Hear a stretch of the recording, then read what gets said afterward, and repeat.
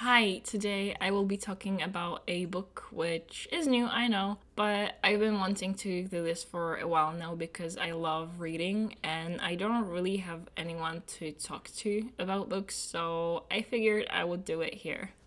The first book I will talk about is Six of Crows by Lee Bardugo.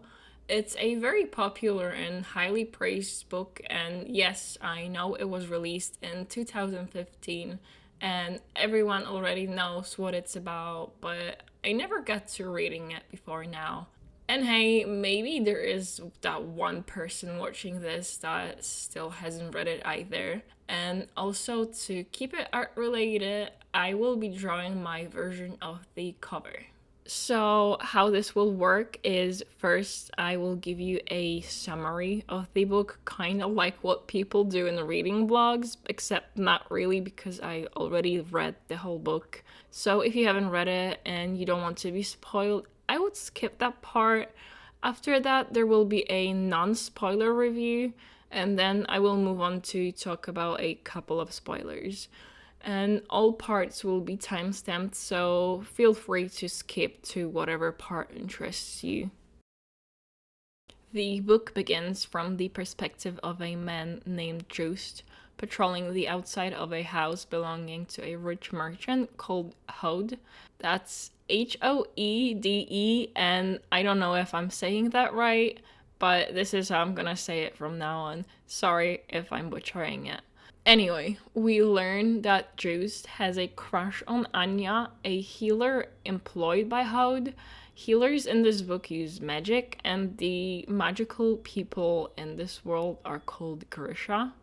The Grisha have different powers, not just healing, but I leave that for later.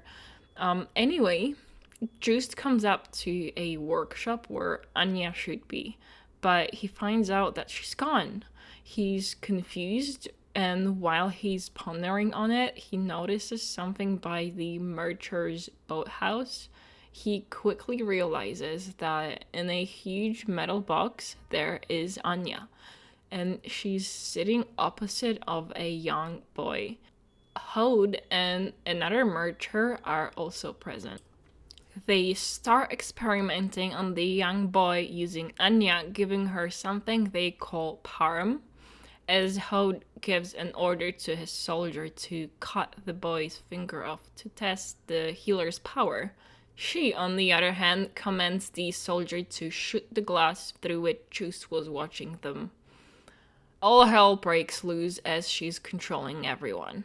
Suddenly, as if it wasn't confusing enough, we're being brought somewhere else.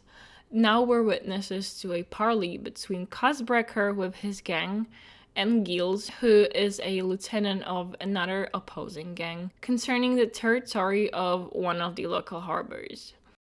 This chapter isn't super relevant in regards of the plot. It's more about lining out the personalities and motives of our characters. For example, we learn that there are a lot of myths and mysteries surrounding Kaz, such as no one knows why he wears gloves all the time. No one really knows anything about him. We also find out that he's very observant and can read between the lines because he figured out one of his men was going to betray him tonight. Two other people we're introduced to are Inej and Dresper. The former is called the Wraith for her ability to stay undetected, and the latter is a very good shooter and a very bad gambler. Anyway, the parley ends up with the victory of Kaz, obviously, but as he's going home, he's attacked and made unconscious by seemingly a ghost who was flying through the walls. He wakes up, guess where? In Hode's house, but he's greeted by a different merchant, Van Eck. He's the other man that was present with Hode in the first chapter. He tells Kaz that there's this drug called Yurda Param, and while Yurda is a popular and harmless stimulant in this world, Param is highly addictive and very dangerous. It also makes the Grisha powers much stronger than they usually are. The boy who Kaz thought was a ghost turned out to be a victim of said drug. Other victims were the soldiers that Anya told to wait.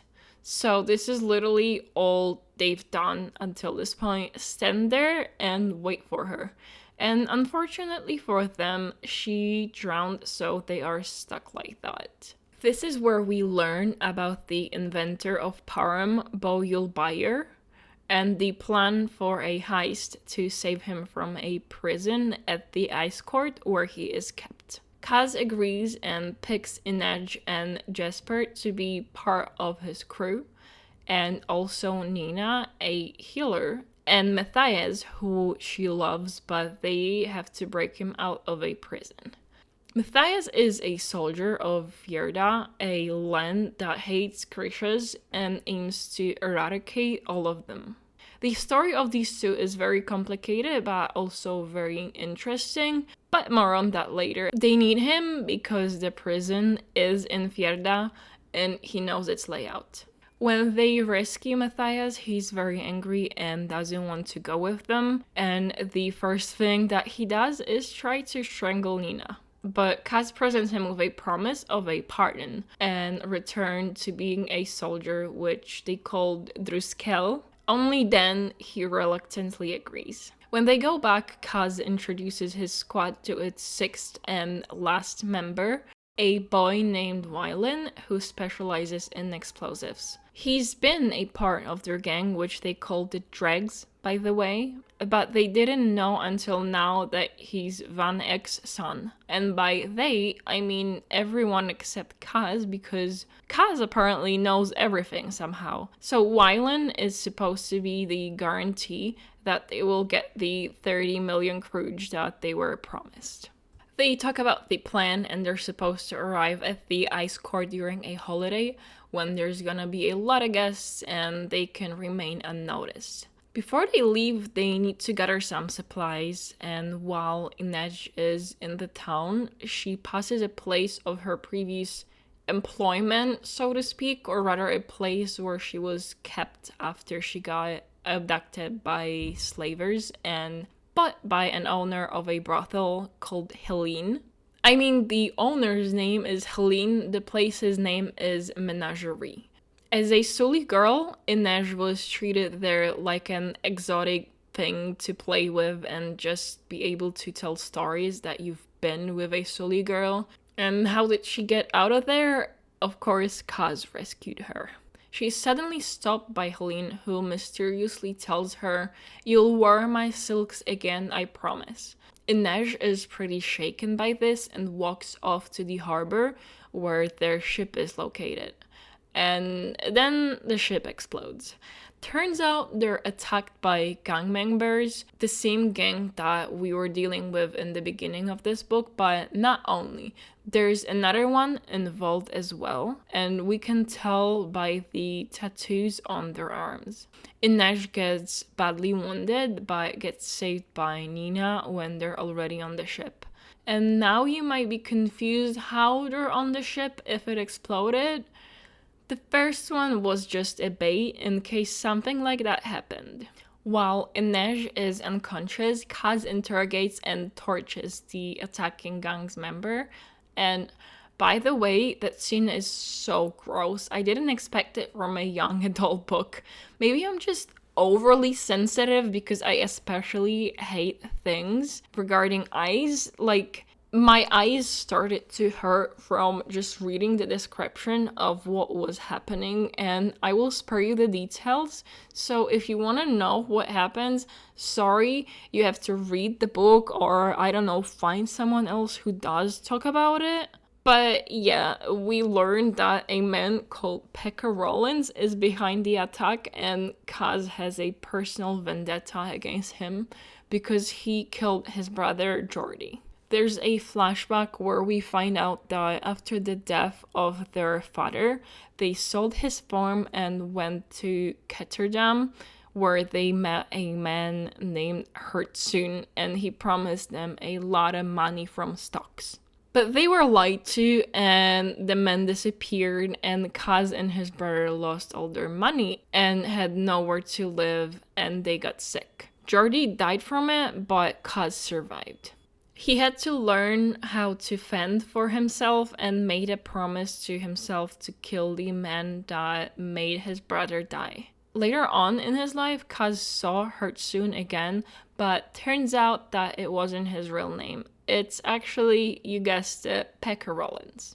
We get a few other flashbacks and backstories when they're on the ship, actually. We learn how Nina and Matthias met. She once accidentally used her powers in front of the Driscoll, and she was taken into a Fjerdan ship as a prisoner. Later, that ship sank, and only her and Matthias got out of it alive, and she actually saved him. They were both stranded in a really cold, empty place, and they had to find their way back to civilization. So all that made them closer and helped them understand each other. However, she still accused him of being a slaver and sent him to a prison. So this is why he was angry at said prison.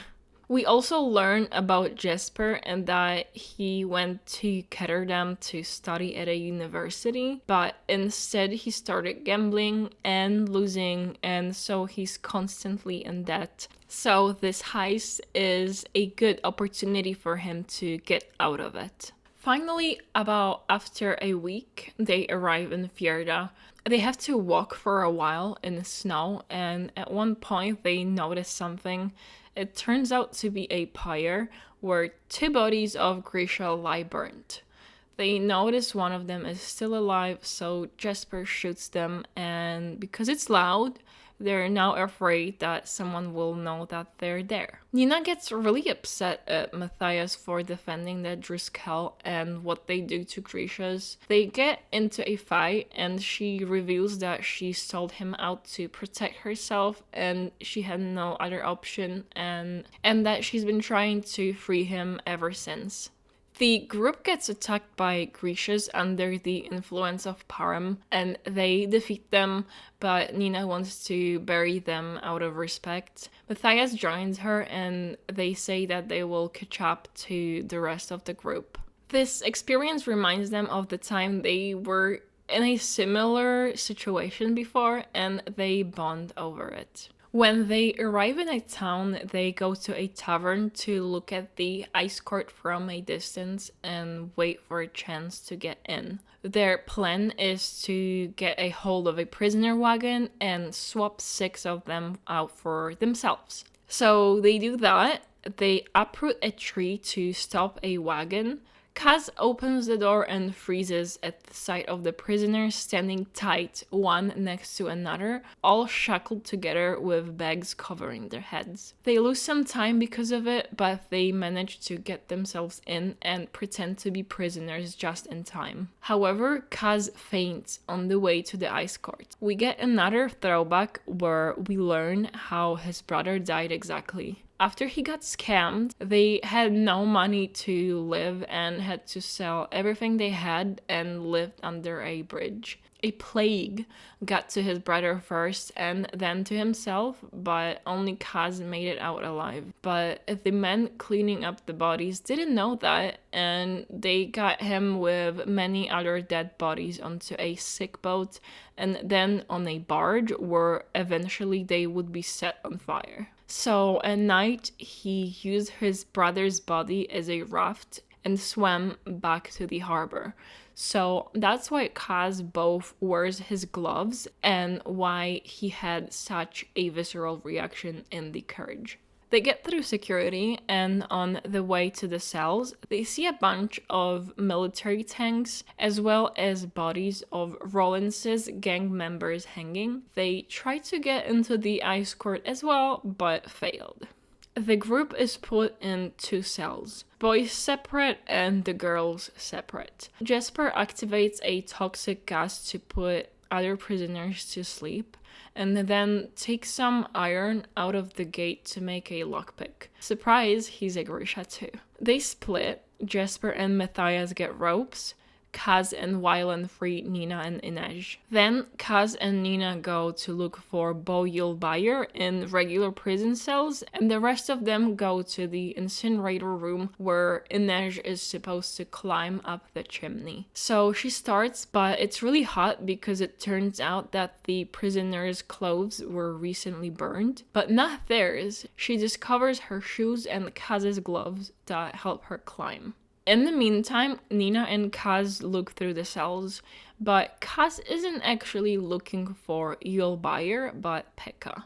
He finds him and goes into his cage. We don't know what happens to him, but it takes Kaz so long that Nina decides to go back on her own, but she gets stopped by guards and manages to get the alarm to ring. Thankfully, Inej makes the climb and everyone else does too, so on the roof they make up a new plan. Kaz and Matthias will get to their destination through a secret bridge and dress as guards. Nina and Inej will dress as menagerie girls that are also here. And Wylan and Jesper will open a ring wall gate to trigger another alarm and destroy its opening system so that it remains shut.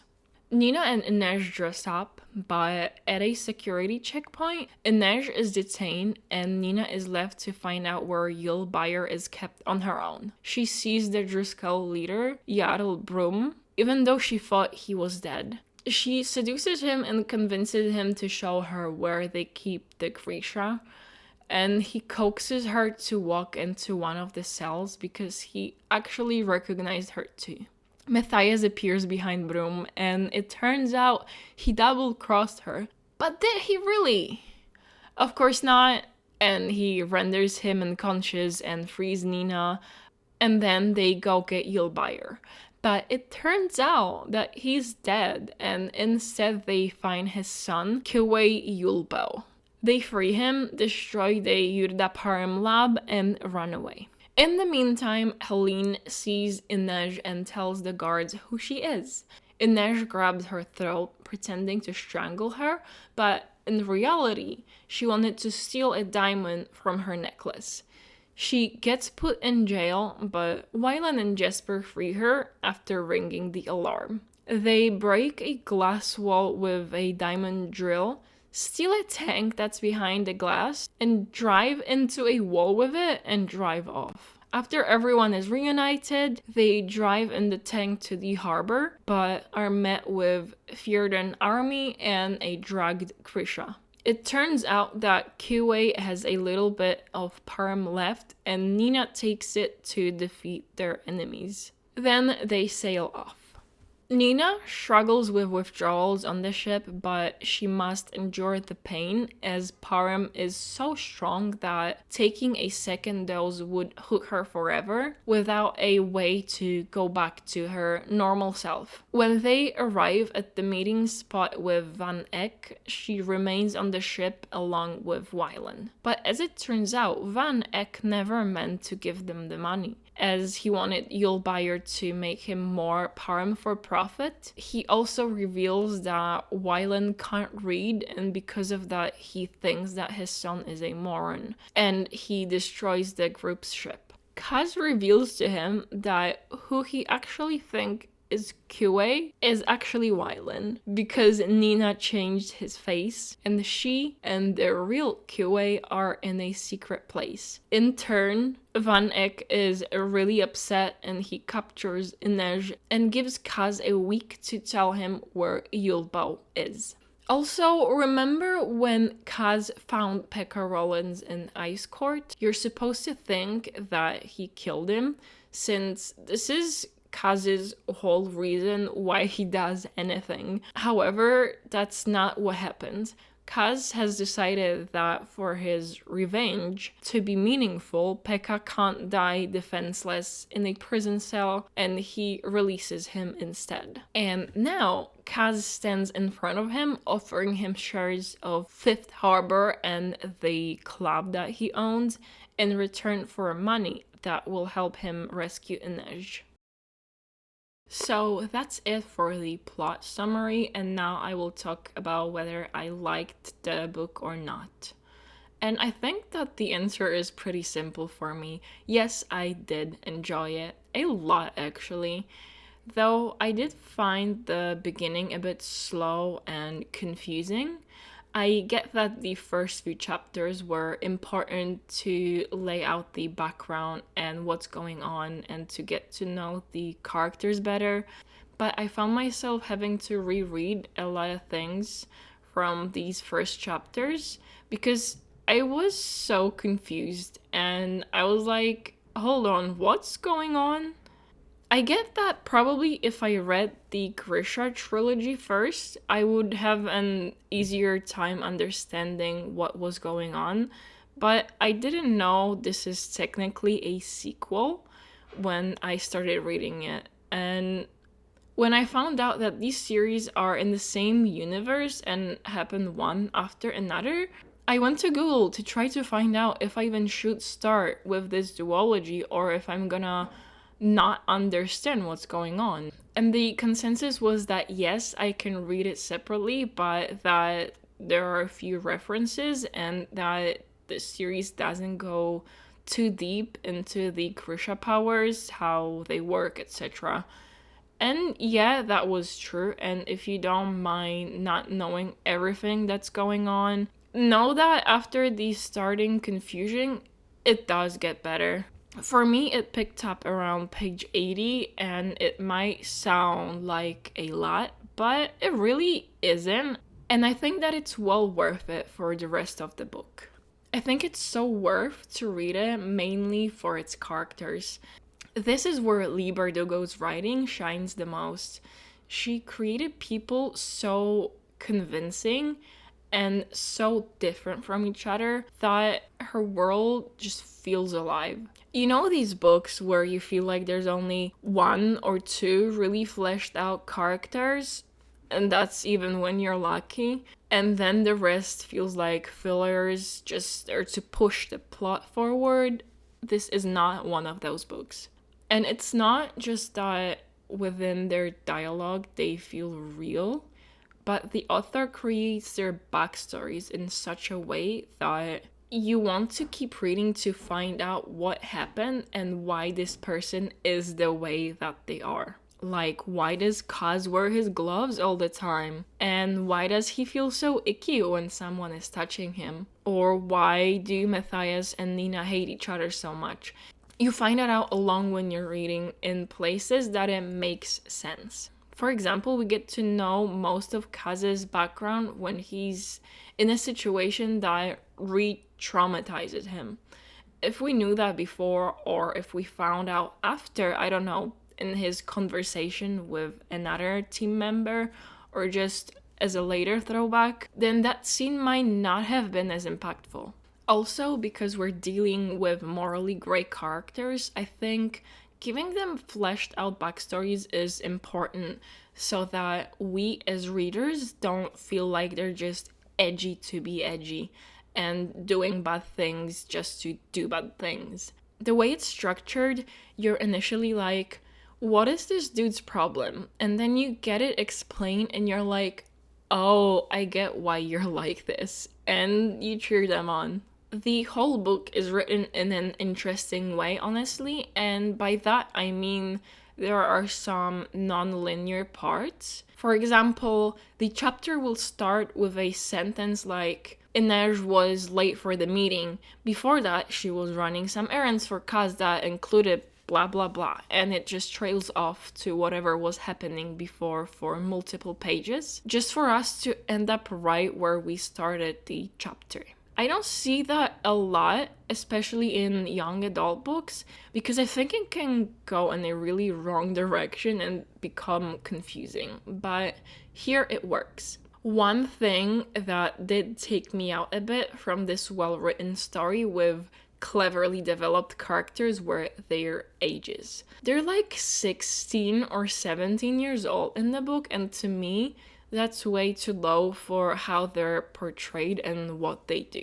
I understand that this is a young adult novel and it's mainly for people that are of similar ages themselves. But for someone that's older like me, it's most likely gonna read a bit improbable, but I do have to give credit to the author for trying to justify why they're how they are with exactly what I mentioned earlier with their backstory. Because they've all been through so much, it's no wonder they had to grow up so quickly. Still, I imagine them as 20-somethings. Now let's move on to the spoilers, or what I think might be spoilers if you don't want to hear anything too specific about the book. First, I really thought that they would say the title of the book in the book. I thought one of them would say, "We're the Six of Crows" at one point, and I would be like, "They said it!" and I would clap. In all seriousness though, I did think that they would refer to themselves as such, but that's not an actual gripe or criticism. Now let's talk about the relationships. It's a young adult novel, so of course I expected there to be at least one romantically involved couple, but to my surprise there were actually two more. Everyone has a pairing. So first there is Matthias and Nina, obviously, and I think it's a really good enemies to lovers story. They actually have a good reason to hate themselves. They actually have a really good reason to hate each other. I usually don't like when there's a misunderstanding and that leads to the characters hating each other, but here it makes sense and is more than your usual low stakes misunderstanding. Because Nina did actually make Matthias go to a really dangerous prison, and whether she meant it or not, he still spent 6 months there. And I really enjoyed how Lee Bardugo wrote their feelings about each other, that they still felt the chemistry because of what they went through together, and how they were fighting themselves because they shouldn't like each other. Next up, we have Kaz and Inej, and I'm gonna be honest, I didn't really see it coming in the beginning. I did get a feeling of deep trust between them, but it felt more professional and not in a romantic way. It wasn't until Inej was stabbed and could die on his ship I knew something was up, but still, the book takes its sweet time to explore that connection, and I'm very curious about what will happen between them in the next book. Lastly, there are Jesper and Wylan. I'm gonna be honest, I didn't really feel their chemistry for the majority of the book. I thought they were just bantering. I think it wasn't until that one scene in the ice court when they tried to trigger the alarm that I was like, wait, are they flirting? I don't know. I feel like this book just didn't give us enough of the two of them in general. And I just hope that in Crooked Kingdom, there will be more of them. Now for a couple of things that I didn't really like. First off, Kaz has a plan and an answer for literally everything. Even if the plan doesn't go as planned, that was actually the plan. There are a few situations in the book that tell you one thing for it to go wrong, and then for you to learn that actually this is how Kaz meant it for it to happen all along. And once or twice would be fine, but the amount of times that it happened made me wonder if the author actually wanted it to happen like this, or if she just backtracked and was like, oh yeah, let me actually use this thing that happened 100 pages ago and make it seem like it was my intention all along. And again, a couple of times I would have no problem with. It's just a bit too much. Another thing was the tank. Like, okay, when they first entered the prison and saw all the artillery, I should have seen it coming that it was some kind of foreshadowing. But maybe not like that. That whole scene when they were stealing the tank and leaving felt a bit weird, like it didn't belong in the book. I don't know, I can't really explain it. It was just kind of ridiculous and like an easy, quick exit. Just so we don't have to spend another 100 pages or so of them trying to leave. But that's it for the stuff that I had a problem with, and still I really like the book overall. It was engaging and entertaining, and I enjoyed all of the main characters. Now onto the second and last part of this duology, Crooked Kingdom. That one will also get its own video, so look out for it. But for now, thank you so much for watching if you managed to sit through all of the video, and I will see you in the next one. Bye!